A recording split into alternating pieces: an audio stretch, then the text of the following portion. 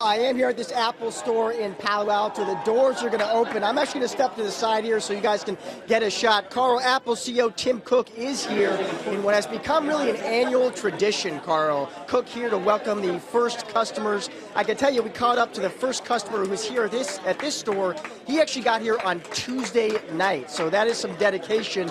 As for the devices, Carl, going on sale today, listen, there's those new iPhones, the iPhone XS with that 5.8-inch OLED display starts at $999. The iPhone XS Max, 6.5-inch OLED display. That's Apple's biggest ever for an iPhone.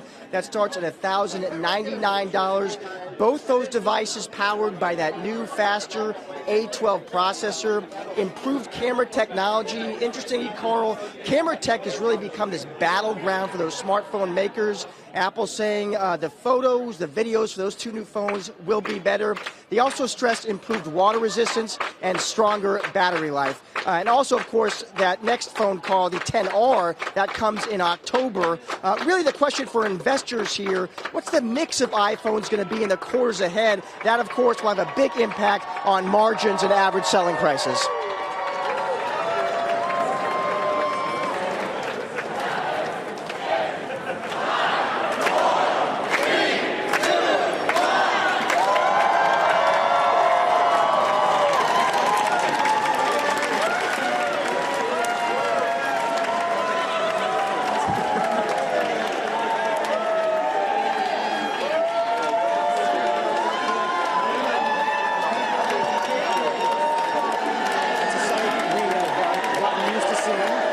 At the front door.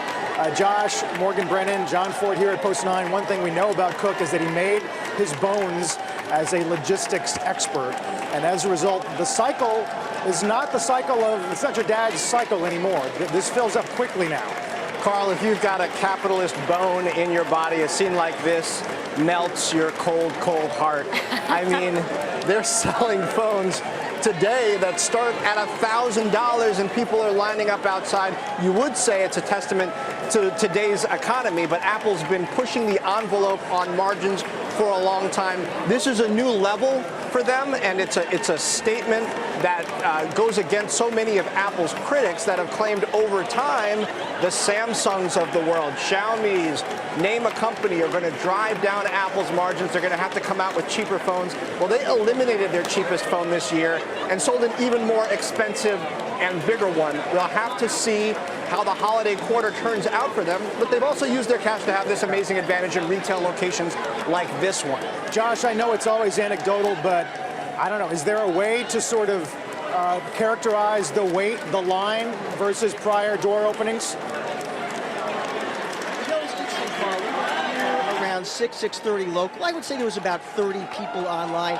I think there's been a change there, though, Carl. You know, how we buy our products, including our iPhones, it's switched, right? We buy a lot more online. And so you certainly, and you remember this, research analysts used to study those physical lines so carefully. They would study the lines, compare them to prior years, prior cycles. I'm just not sure, though, in this era where we now buy so much more online, including our new phones, whether the line really, the physical line, is quite the true, accurate barometer of demand that maybe it was in years past. Apple has military precision now in how they execute this initial day's sales. You can pre-order, but for in-store pickup, they give you a slot.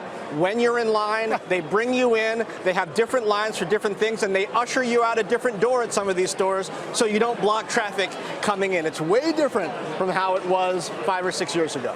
I'm very curious to see how we look back on this a month from now, 2 months from now, given the fact that you have this third phone, this lowest price of the three models that isn't actually yet available, and whether that creates sort of a longer tail in terms of people coming in to look at these devices, buy these devices over the coming weeks.